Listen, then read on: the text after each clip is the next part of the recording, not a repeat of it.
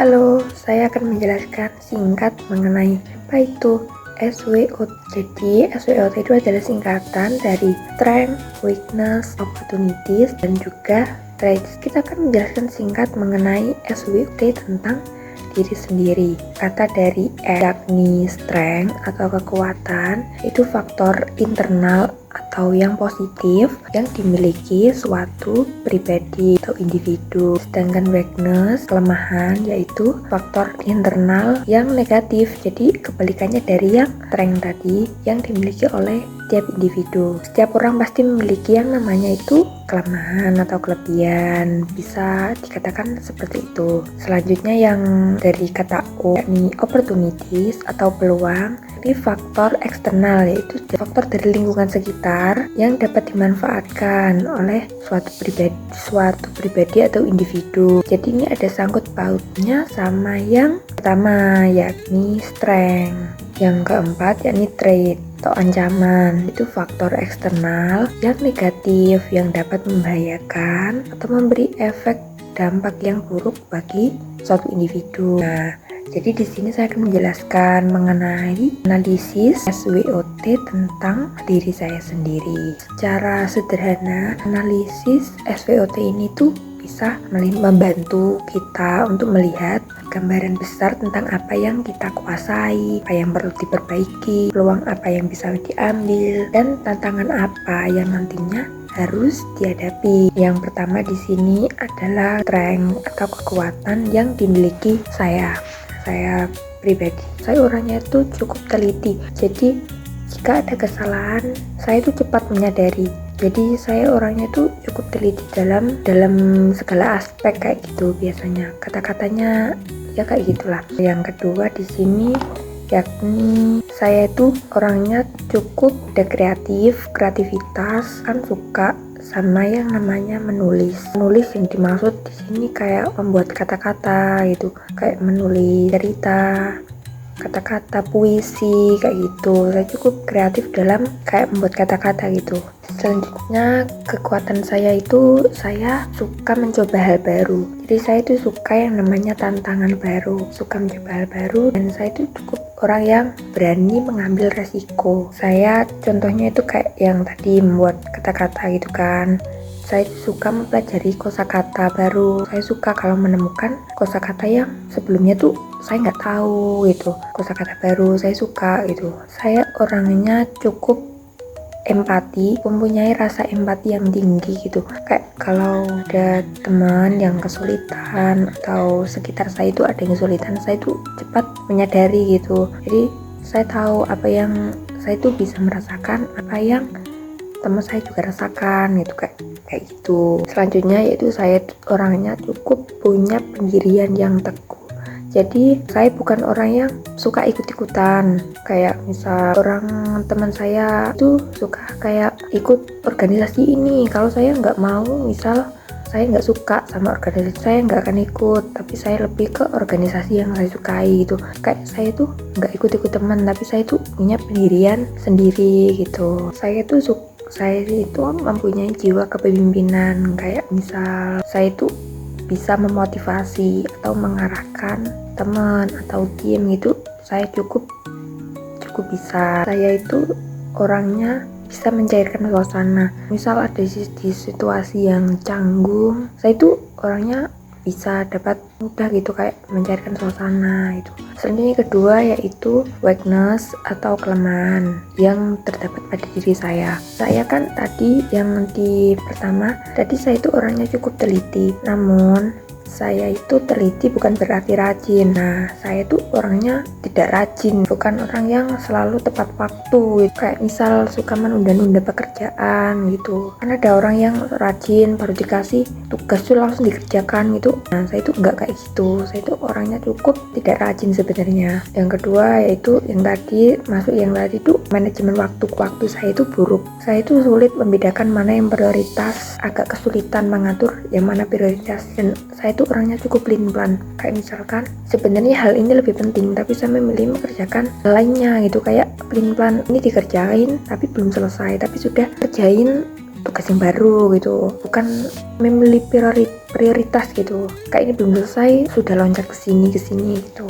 Selanjutnya kelemahan saya itu orangnya kurang percaya diri. Bisa dikatakan saya itu orangnya pemalu. Nah, ini yang membuat saya itu agak kesulitan kalau saya mau mencari suasana baru atau menentang hal-hal baru kayak gitu, kayak kurang percaya diri gitu. Dan selanjutnya saya kurang mahir dalam bahasa asing. Kayak misalkan saya itu suka sama bahasa asing tapi saya itu kurang mempelajari gitu, kayak masih kurang bisa gitu. Dan selanjutnya saya itu orangnya cukup perfeksionis, jadi saya itu terlalu fokus sama pekerjaan yang saya kerjain itu, sampai saya itu merasa puas gitu sama hasil yang nggak sempurna gitu. Perfeksionis yang saya maksud bukan perfeksionis menurut orang lain, tapi perfeksionis menurut saya sendiri. Jadi saya itu kan kayak misalkan saya ngerjain ini tapi ini tuh menurut saya itu masih kurang, tapi itu saya tuh cukup susah untuk menerima itu, harus bagus kayak gitu, yang membuat saya itu kadang kesulitan sendiri. Kayak ngerjain tugas itu harus gitu, perfeksionis, kayak kesusahan sendiri gitu. Dan saya tuh orangnya cukup tidak terlalu sering kayak menyalahkan diri sendiri, ini saya salah apa ya kayak gitu, kayak mudah insecure juga gitu. Dan saya tuh orangnya kurang sabar dan kesulitan kayak mengontrol emosi. Misalkan saya jika ada suatu masalah gitu, saya itu agak kurang sabar menghadapi itu, bisa langsung meledak-ledak gitu kalau marah. Agak susah juga kalau mengontrol emosi gitu. Dan orangnya itu terlalu sensitif, kayak misal baperan, kalau kata orang tuh baperan gitu. Misal dikatain dikit itu saya kepikiran banget gitu, padahal orang lain kan belum tentu juga kalau terlalu kayak gimana, kalau suka ngomong gitu. Tapi saya itu langsung kayak tersinggung. Selanjutnya saya itu suka overthinking, jadi berpikir berlebihan. Kalau kata teman saya itu, saya terlalu berpikiran tuh bener-bener berlebihan lagi, bukan overthinking lah, tapi bener-bener berlebihan. Kayak misal suatu hal yang belum terjadi tuh saya sudah kepikiran dari jauh-jauh hari gitu, gimana ya kalau gini, kayak kalau nanti gini begitu. Saya tuh udah kepikiran dari jauh-jauh hari biasanya. Selanjutnya saya tuh orangnya kan tadi saya orangnya cukup pemalu. Nah, ini tuh saya juga agak susah untuk bergaul gitu.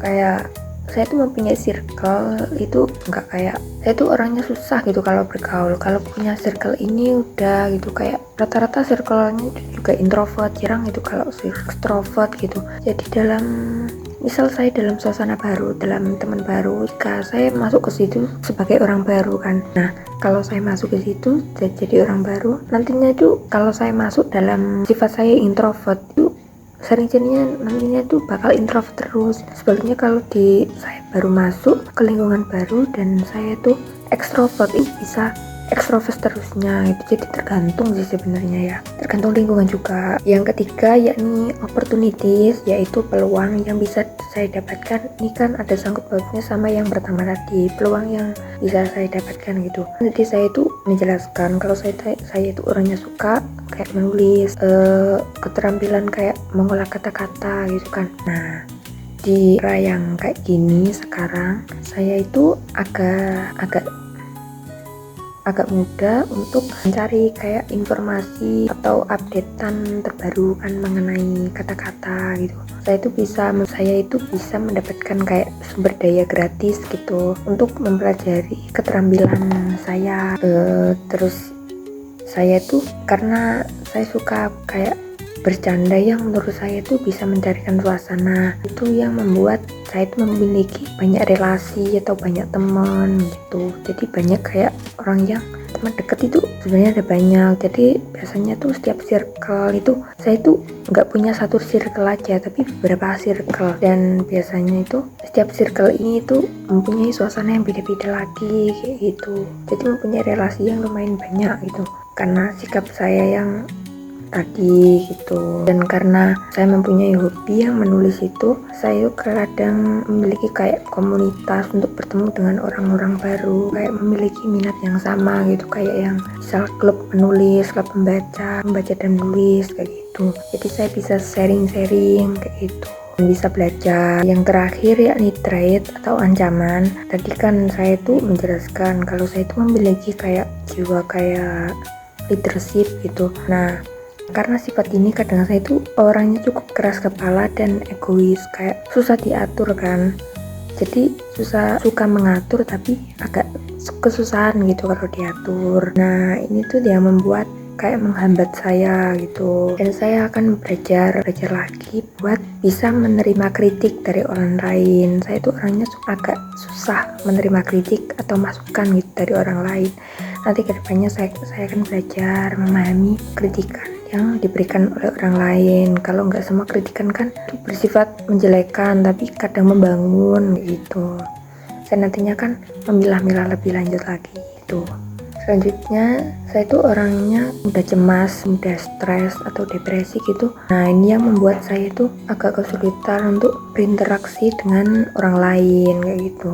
Kadang saya terlalu kalau kesulitan kan mencari prioritas. Nah, kadang itu saya itu agak susah juga memprioritaskan bahkan kesehatan mental saya gitu. Ya, cukup sekian yang bisa saya sampaikan mengenai analisis diri sendiri. Mungkin masih banyak yang kurang lengkap atau mungkin ada yang sebenarnya saya tidak sadari, tapi orang lain yang menyadari tentang kelemahan dan kekuatan saya. Mohon maaf sebanyak-banyaknya ya. Terima kasih. Saya Alin Puspitasari. Terima kasih. Wassalamualaikum warahmatullahi wabarakatuh.